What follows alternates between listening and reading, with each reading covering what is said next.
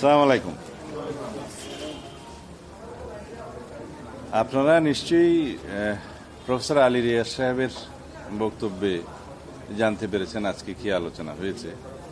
আলোচনাটা হচ্ছে ধারাবাহিকতা জুলাই জাতীয় সনদের বাস্তবায়ন সম্পর্কিত পূর্বের আলোচনার ধারাবাহিকতা। আজকে আমাদের সামনে একটা কাগজ দেয়া হয়েছে ঐকমত্য কমিশনের পক্ষ থেকে, সেটা লিগ্যাল এক্সপার্ট কমিটির প্যানেলের অভিমত, advice of the panel of legal experts, এইভাবে দেয়া হয়েছে। তো সেখানে ওনারা বলেছেন লিগ্যাল এক্সপার্ট প্যানেল যে অ্যাডভাইসটা দিয়েছে, এটা ইন্টারিম গভর্নমেন্টকে তারা যে সুপারিশ দিতে পারে, ইন্টারিম গভর্নমেন্টকে রিকমেন্ডেশন দেওয়ার জন্য তিনটা বিষয়ে এখানে উত্থাপন করা হয়েছে। যে একটা কনস্টিটিউশনাল অর্ডার জারি করার মধ্য দিয়ে এই রিফর্মগুলো বাস্তবায়ন করা যায় কিনা এবং সেটা ইমিডিয়েট ইফেক্ট সহ। দ্বিতীয় হচ্ছে এইটা পরবর্তী পার্লামেন্টে নির্বাচনের, জাতীয় সংসদ নির্বাচনের একই দিনে একটা রেফারেন্ডাম করা যায় কিনা, যেটার প্রভিশনটা এই অর্ডারের মধ্যে উল্লেখ থাকবে। 3 নম্বর হচ্ছে নির্বাচনের পরে রেফারেন্ডামের মতামত অনুসারে জনগণের রায় অনুযায়ী এটাকে পূর্বের ডেট যেটা কার্যকর হবে সেই ডেট থেকে এফেক্ট দেয়া।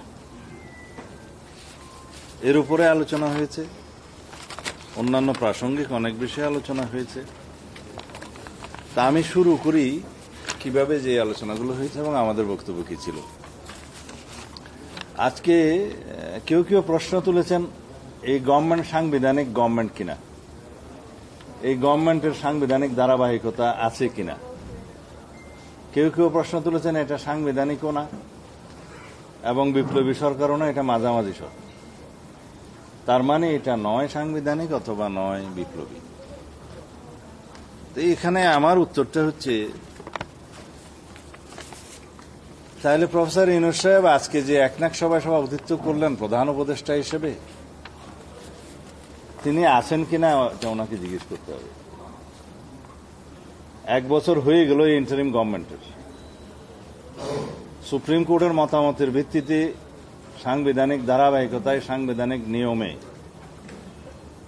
অন্তর্বর্তীকালীন সরকার নামে প্রধান উপদেষ্টা এবং অন্যান্য উপদেষ্টাদের শপথ গ্রহণ করানোর জন্য রাষ্ট্রপতিকে যে মতামত দিয়েছে সুপ্রিম কোর্ট, রাষ্ট্রপতির রেফারেন্স অনুসারে পাঠানোর প্রেক্ষিতে, সেটাকে অকার্যকর হয়ে গেল। এটা কি জুডিশিয়ারি অথবা সুপ্রিম কোর্টে এখনো পর্যন্ত এর বিপরীতে কোনো সিদ্ধান্ত এসছে? আসে নাই। সুতরাং এই ব্যাপারে প্রশ্ন তোলাটা, এটা আমি মনে করি অনেকটা রাজপথের বক্তব্যের মতো। এটার কোনো লিগ্যালিটি নাই।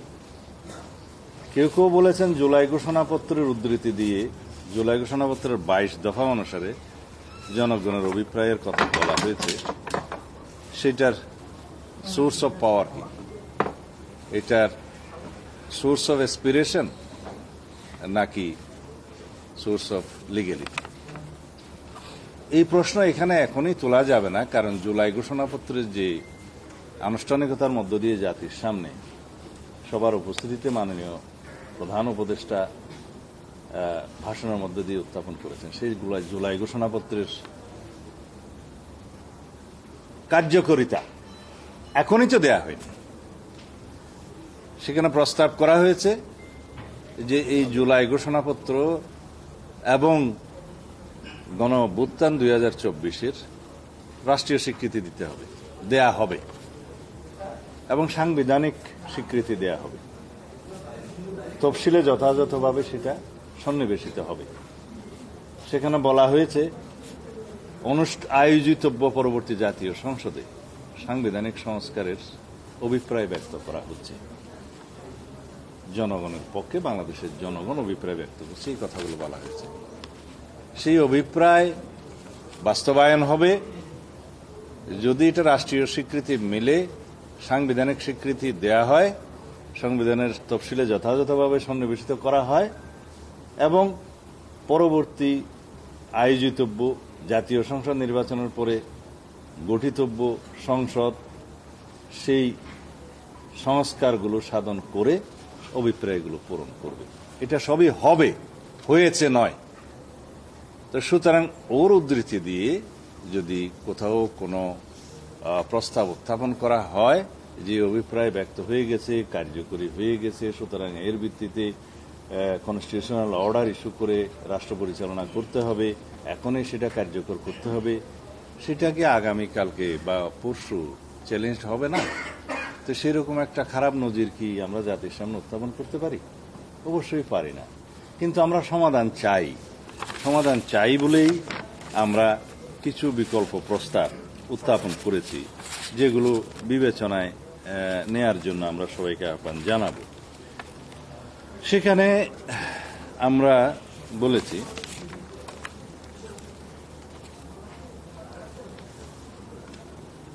আমরা যাই করি, হতে পারে এটা constitutional order, extra constitutional order, অথবা স্পেশাল কনস্টিটিউশনাল অর্ডার, অথবা অন্য যে কোনো প্রকার রাজনৈতিক সমঝোতার দলিল, অথবা ঐতিহাসিক বা জাতীয় দলিল, যে কোনো কিছু আমরা প্রণয়ন করে একটা কোয়েশ্চেন দেই, অনেকগুলো কোয়েশ্চেন না দিয়ে, যে জুলাই সনদের যে বিষয়গুলো শুধুমাত্র সংবিধান সংস্কার অথবা সংশোধন সংক্রান্ত, সেই বিষয়গুলো এখনই কার্যকর করার মতো কোনো দলিল প্রণয়নের ক্ষেত্রে এই সরকার কোনো উদ্যোগ গ্রহণ করতে পারে কিনা। জুডিশিয়ারি কি বলে, আমরা জুডিশিয়ারির কাছে যাই। দ্বিতীয় প্রশ্ন হল, যদি রেফারেন্ডাম করতে হয় এই বিষয়ে এবং সেটা কার্যকারিতার ডেট নির্ধারণ করতে হয় রেফারেন্ডামের রেজাল্টের ভিত্তিতে, সেই রেফারেন্ডাম প্রপোজ করা হয়েছে জাতীয় সংসদ নির্বাচন যেদিন হবে সেদিন এই রেফারেন্ডামটা হবে। আমরা বলেছি জাতীয় সংসদে যারা ভোট প্রদান করবেন এমপিদেরকে, তার তো একটা জাতীয়ভাবে পরিসংখ্যান হবে যে কতজন ভোট দিলেন, কত ভোটার ভোট দিলেন, তার মধ্যে ম্যাক্সিমাম ভোটার মেজরিটি যদি এই জুলাই সনদকে স্বীকৃতি দিয়ে, এই সংস্কারগুলোকে স্বীকৃতি দিয়ে হ্যাঁ বা না বলে, সেটা একটা লেজিটিমেসি আসবে। সেটাও বিবেচনা করা যায় যদি সবাই সম্মত হয়। তখন সেই মেজরিটির মতামতের ভিত্তিতে সেই জাতীয় সংসদ তো সেগুলো সংশোধন করবে। আর যারা মেজরিটি ভোট পাবে তারা তো প্রতিশ্রুত থাকবে জাতীয় সংসদে এই সংস্কারগুলো বাস্তবায়নের জন্য, যেহেতু এই সনদ স্বাক্ষরিত হবে ইনশাআল্লাহ। সেটা দ্বিতীয়। তখন বলা যাবে যে মেজরিটি যারা ভোট পেয়েছে, যারা কোনো দল অথবা জোট সরকার গঠন করবে, সংসদে যাদের মেজরিটি থাকবে, তারা যেমন রেসপন্সিবল থাকবে, সমস্ত জাতীয় সংসদের সকল সদস্য রেসপন্সিবল থাকবে সেটার দ্বারা, জনগণের রায়ের প্রেক্ষিতে। এবং এটাও আমরা বলেছি যে যা কিছুই গৃহীত হোক, জাতীয় সংসদে যখন সংশোধনী গ্রহণ করা হবে সংবিধানের, সেখানে কিছু মৌলিক প্রশ্নে এইবার আমরা সম্মত হয়েছি সেই সংশোধনীগুলো আসবে, যেগুলোর জন্য সাংবিধানিকভাবে অবশ্যই আবার রেফারেন্ডাম করতে হবে আফটার দি অ্যামেন্ডমেন্ট। তাইলে দুইটা রেফারেন্ডাম হয়ে যায়। এগুলো সব বিষয় বিবেচনা করতে হবে। আমরা আগেও করব, পরেও করব কিনা সেটাও বিবেচনা নিতে হবে। তো সেই জন্য আমরা বলেছি, দেখুন আমরা আলোচনার টেবিলে আছি, আমরা সমাধানের জন্য এক জায়গায় যাওয়ার জন্য প্রতিদিন ইনোভেটিভ আইডিয়াস বা জাতির পক্ষে সমাধানের জন্য আমরা প্রস্তাব দিয়ে যাচ্ছি। এখন যদি এই আলোচনার টেবিলে সমাধান হয়, আমি আশা করি হবে ইনশাআল্লাহ, তাহলে আমরা যে কোনো অসাংবিধানিক প্রক্রিয়াকে আমরা বন্ধ করতে পারব। এবং যেটা আমি আশঙ্কা প্রকাশ করি এবং অনেকেই শঙ্কা প্রকাশ করেছে, যদি এটা আমরা ঝুলিয়ে রাখি, যদি আগামী জাতীয় সংসদ নির্বাচনকে আমরা অনিশ্চিত করি, বাধাগ্রস্ত করি বা বিলম্বিত করি, তাহলে সেইটার বেনিফিশিয়ারি কে হবে? পতিত ফ্যাসিবাদ হবে। সেটার বেনিফিশিয়ারি কি হবে, কোন রকমের কোনো অসাংবিধানিক শক্তি হবে, তাহলে সেটার পরিণতি কি হবে? এই জাতীয় অনেকবার সেই পরিণতি ভোগ করেছে, সেই পরিণতিকে আমরা আবার আহ্বান জানাতে পারি না। সুতরাং আমরা আলাপ আলোচনার মধ্য দিয়ে আমরা আগাই এবং একটা সমাধানের দিকে যাই। এই আহ্বান আমরা করেছি অনেক রক্তপাতের মধ্য দিয়ে, অনেক রক্তদানের মধ্য দিয়ে, অনেকের অনেক ত্যাগ তিতিক্ষার মধ্য দিয়ে। জুলাই গণ অভ্যুত্থানের শহীদদের যে প্রত্যাশা, যে আকাঙ্ক্ষা, সেই আকাঙ্ক্ষা অনুযায়ী আমরা একটা রাষ্ট্র বিনির্মাণ করি, গণতান্ত্রিক রাষ্ট্র বিনির্মাণ করি, আমরা রাষ্ট্র কাঠামো সংস্কার করি এবং আমাদের জাতির প্রত্যাশা, সকল জনগণের প্রত্যাশা পূরণ করি, যাতে আগামী দিনে এমন একটি সরকার প্রতিষ্ঠিত হোক যাতে করে ভবিষ্যতে যে কোনো রকমের অসাংবিধানিক শক্তি বা স্বৈরাচারী শক্তি বা ফেসিবাদী শক্তি পুনরুত্থানের কোনো সুযোগ না থাকে। সেই জন্যই তো আমরা এই সংস্কার প্রস্তাবগুলো গ্রহণ করছি। ধন্যবাদ।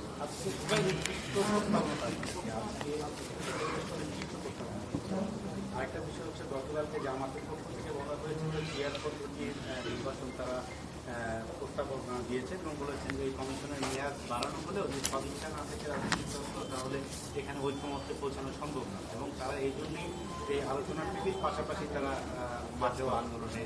আচ্ছা, দুটো কোয়েশ্চেন আপনার, তাহলে আগেরটা বলি। সুনির্দিষ্ট প্রস্তাব তো একটু আগেই বললাম, সুনির্দিষ্ট প্রস্তাব, সেটা আবার রিপিট করার তো প্রয়োজন নেই। সুনির্দিষ্ট অনেকগুলো প্রস্তাব দিলাম, অনেকগুলো আলোচনা এসছে। এই যেটা ওই প্যানেল অফ এক্সপার্টস দিয়েছে সেটার কথাও বললাম, তার জবাবও বললাম। এগুলা সবই প্রপোজাল। এখন পিআর পদ্ধতির বিষয়ে যারা রাজপথে আন্দোলনের ঘোষণা দিয়েছে সেটা তাদেরকে জিজ্ঞেস করুন। পিআর পদ্ধতির আলোচনা নিম্নকক্ষে আমাদের আলোচনার টেবিলে ছিল না, সুতরাং আমি সেই আলোচনার তাদের যে রাজপথের আন্দোলনের যে কর্মসূচি সেটার প্রেক্ষিতে গতকালকে আমি প্রেসকে কথা বলেছি, প্রেসের সাথে। সেটা হচ্ছে কারো রাজনৈতিক অধিকার, গণতান্ত্রিক অধিকার আছে কোনো দলের যে কোনো বিষয়ে তাদের চাহিদা অনুসারে জনগণের সামনে বক্তব্য দিতে পারে, আন্দোলনের কর্মসূচি দিতে পারে। সেটার বিপক্ষে আমাদের বক্তব্য নিয়ে আমরাও রাজপথে বক্তব্য দিতে পারি, দেব। আমাদের তাদের বিপক্ষে যে বক্তব্য আছে সেটাও আমরা জনগণের সামনে নিয়ে যাব। এন্ড অফ দি ডে জনগণই তো ডিসাইড করবে কি সিদ্ধান্ত নেবে। আমরা রাস্তায় কে কয়টা জনসভা করলাম, কে কয়টা মিছিল দিলাম, তার উপর ভিত্তি করে কি পিআর নির্ধারিত হবে? সেটার জন্য তো একটা প্রক্রিয়া আলোচনার টেবিলে আসতে হবে। সেই আলোচনার টেবিলে আমরা আছি, সেটা এখনো অব্যাহত আছে। কিন্তু সেটা বাইরে রেখে আমরা যদি এই সংস্কার প্রস্তাবগুলো বাস্তবায়নের জন্য যে আলোচনা আছে সেটাকে বাইরে রেখে সেটা বাস্তবায়নের জন্য যদি আবার রাজপথে যায়, সেটা কিন্তু সবিরোধিতা। আর পিআর প্রশ্নে আমাদের বক্তব্য আগেও দিয়েছি। পিআর এর মাধ্যমে সবসময় একটা অনিশ্চিত সরকার ব্যবস্থা থাকে এবং ঝুলন্ত পার্লামেন্ট থাকে এবং কখনো মেজরিটির ভিত্তিতে সরকার গঠন করার মতো মেজরিটি পাওয়া যায় না, এবং সেই রাষ্ট্র ব্যবস্থায়, সরকার ব্যবস্থায়, সংসদ ব্যবস্থায় তখন রাষ্ট্রের এসপিরেশন, জনগণের এসপিরেশন পূরণ করা যায় না। তার উদাহরণ তো আমাদের পার্শ্ববর্তী অন্য একটা দেশে ইতিমধ্যে আমরা দেখেছি, আরো অনেক উদাহরণ আছে। তা আমরা সেরকম একটা অনিশ্চিত ভবিষ্যতের অঙ্গীকার করতে পারি না। ধন্যবাদ। এক নম্বর প্রশ্ন, আজকে যেটা আলোচনা উঠছে হাউসে, যে রাষ্ট্রপতি 106 অনুযায়ী রেফারেন্স নিচ্ছে এই সরকার গঠনের ক্ষেত্রে। তো আর্টিকেল 48(3) অনুযায়ী তো রাষ্ট্রপতি প্রাইম মিনিস্টারের পরামর্শ ছাড়া এরকম রেফারেন্স সুপ্রিম কোর্টের কাছে চাইতে পারেন না। তো রাষ্ট্রপতিকে সেই সময় কে এই পরামর্শ দিয়েছিল রেফারেন্স দেওয়ার? Number 1 question. এটা একটার পরে জবাবের পরে বাকিটা বলে। রাষ্ট্রপতি যে রেফারেন্স পাঠিয়েছে সুপ্রিম কোর্টে, সেই রেফারেন্স পাঠানো সঠিক প্রক্রিয়ায় ছিল কিনা সেই প্রশ্ন তো সুপ্রিম কোর্ট উত্থাপন করেনি, চিফ জাস্টিস অ্যাপিলেট ডিভিশন তো উত্থাপন করেনি। জবাব তো ওখানেই হয়ে গেছে। ওখানে 3টা নেসেসিটির ডক্ট্রিন আছে, যে which is otherwise not lawful, necessity makes it lawful. Second হচ্ছে state, safety of the people is the supreme law, safety of the state is the supreme law. এগুলো মাথায় রেখেই মাননীয় চিফ জাস্টিস এবং অ্যাপিলেট ডিভিশনের জাস্টিসগণ সেই অ্যাডভাইজারি রুল হিসেবে opinion দিয়েছেন। সেই প্রশ্ন তো ওখানেই নিষ্পত্তি হয়ে গিয়েছে। তা আমরা কি ভালো হতো যে শেখ হাসিনার মতামত নিয়ে এসে তারপরে রাষ্ট্রপতির রেফারেন্স পাঠাবে? আচ্ছা ভাই, সেকেন্ড একটা প্রশ্ন যেটা আমি আবার আপনারা বারবার বলতেছেন 106 মতামত নেওয়া সুপ্রিম কোর্টের আবার, তো আপনি যেহেতু এই ক্ষেত্রে সেফটি অফ দ্য পিপল এবং সেফটি অফ দ্য স্টেট যেটাকে সুপ্রিম ল বললেন, তাহলে এইটা প্রয়োগ করে কেন সাংবিধানিক আদেশ জারি করা যাচ্ছে না? সেইটার লিগ্যালিটি কি, সেটার জন্যই তো আমরা কোয়েশ্চেন করতে যাচ্ছি যে এইটা সুপ্রিম কোর্ট কি বলে। আমরা রাস্তায় সেটা ডিসাইড করতে পারি না, যা কিছুই করি না কেন আমরা এই সনদ বাস্তবায়নের সংবিধানের অংশগুলো নিয়ে কি পদক্ষেপ নিতে পারি বা আমাদের প্রস্তাব যাই থাকবে সেটার বিষয়ে সুপ্রিম কোর্টের মতামত কি, সেটা করা যাবে কিনা। অবশ্যই it is always subject to the ratification of the next parliament. সেইটাই সেই প্রশ্নটা নিয়ে আমরা যেতে চাচ্ছি। পার্লামেন্টের বিষয়ে একটা প্রশ্ন যেটা আসছে, যেটা এখানে যে বিতর্কটা হচ্ছে বারবার, যে সংসদের কি কনস্টিটিউয়েন্ট পাওয়ার আছে নাকি নাই, কারণ সংসদ কি সংবিধানের মৌলিক কাঠামো পরিবর্তন করতে পারে কিনা। অতীতে বেশ কিছু সংশোধনী পরবর্তী সময় I got your question. এই কারণে I got your question. শেষ করে নেই না, আমি বুঝছি। আমরা কনস্টিটিউয়েন্ট অ্যাসেম্বলি নির্বাচনে যাচ্ছি না তো, আমরা যাচ্ছি জেনারেল ইলেকশনে সংসদ গঠনের জন্য। কনস্টিটিউয়েন্ট অ্যাসেম্বলি একটা নতুন সংবিধান প্রণয়নের জন্য হয়। সেই সংসদ কি বেসিক স্ট্রাকচার চেঞ্জ আস্তে প্লিজ, সংসদ বেসিক স্ট্রাকচার চেঞ্জ করতে পারবে, সেটা বলা আছে। যদি সে বেসিক স্ট্রাকচার চেঞ্জ করে, সেটা লেজিটিমেসি নেওয়ার জন্য আর্টিকেল 142 অনুসারে গণভোটে যেতে হবে জনগণের কাছে, before the signature of the president. সেটাই নিয়ম। আর বেসিক স্ট্রাকচার বলতে কি বলা হয়েছে, এটা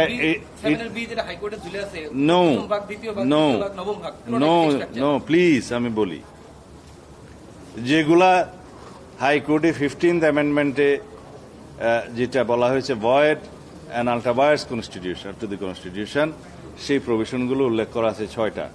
তার মানে 15th অ্যামেন্ডমেন্টের সেই দফাগুলো আনকনস্টিটিউশনাল ডিক্লেয়ার করা হয়েছে। প্লিজ, সেখানে বলা হয়েছে এগুলো অসাংবিধানিক ছিল, আনকনস্টিটিউশনাল ছিল।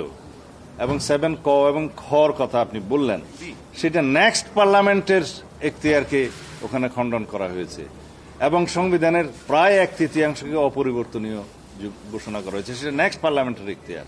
এরকম কোন এখতিয়ার কোন পার্লামেন্ট আর কোন পার্লামেন্টের উপর বাইন্ডিং করতে পারে না। সুতরাং এটা আনকনস্টিটিউশন আমরা আগেও বলেছি। এবং constitutionality of the 15th amendment নিয়ে আমরা অনেক পেপারস জাতির সামনে উত্থাপন করেছি, সেগুলো এখানে বলা আছে। কথা হচ্ছে বেসিক স্ট্রাকচার চেঞ্জ করতে পারে কিনা, সেই উত্তর দিয়েছি আমি। আর পার্লামেন্টের যে এখতিয়ারটা আছে, সেই এখতিয়ারটা হচ্ছে যে কনস্টিটিউশনের বিভিন্ন প্রভিশন অ্যামেন্ড করতে পারে, ঠিক আছে।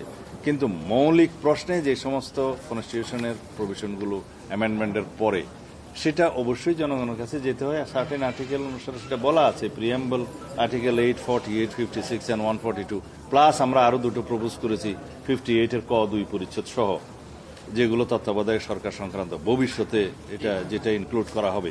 এগুলোর বাইরে যদি আপনারা বলেন nature of the constitution, character of the constitution and also as well as basic structure of the constitution, যেগুলো চেঞ্জ করার মধ্যে কিছু বিষয় আসবে। যেমন আমরা ডেমোক্রেসিটাকে অ্যাবলিশ করতে পারি না, সেই ক্ষমতা পার্লামেন্টের নাই। আমরা রাজতন্ত্রকে প্রতিষ্ঠা করতে পারবো না, সেই ক্ষমতা পার্লামেন্টের নাই। এটা হচ্ছে জনগণ, সেই জনগণ সোভরেইন অথরিটি যেটা বলবে সেটা। তারপরেও এদেশের জনগণ তো মুক্তিযুদ্ধের মধ্য দিয়ে, স্বাধীনতার মধ্য দিয়ে তো গণতন্ত্রকে এস্টাবলিশ করেছে। এদেশের জনগণ বারবার গণতন্ত্রহীন অবস্থা থেকে গণতন্ত্রকে উদ্ধার করেছে। বারবার এই দেশে গণতন্ত্র বাধাগ্রস্ত হয়েছে বিভিন্ন সময়, সেখান থেকে এই জাতি উদ্ধার হয়েছে জনগণের আন্দোলনের মধ্য দিয়ে, অভিপ্রায়ের মধ্য দিয়ে। আপনি যেহেতু 142 কথা বললেন, তাহলে কি নেক্সট পার্লামেন্টে এগুলো করার পরে, এই সব অ্যামেন্ডমেন্ট করার পরে কি রেফারেন্ডামে দিতে হবে? অবশ্যই, সেই কথা তো আগেই বললাম। যেহেতু নেক্সট পার্লামেন্টে কিছু মৌলিক বিষয় অ্যামেন্ডেড হবে, যেগুলোতে আমরা এখন সম্মত হয়েছি ঐকমত্য কমিশনের সনদের মধ্যে, সেই বিষয়গুলো পরিবর্তনগুলো অবশ্যই রেফারেন্ডাম নিতে হবে জনগণের, এটা স্বাক্ষরের আগে, প্রেসিডেন্টের স্বাক্ষরের আগে। ধন্যবাদ। তোমার কোয়েশ্চেন শেষ হবে না ভাই। ভাই একটু উপরের বন্ধুকে দিয়ে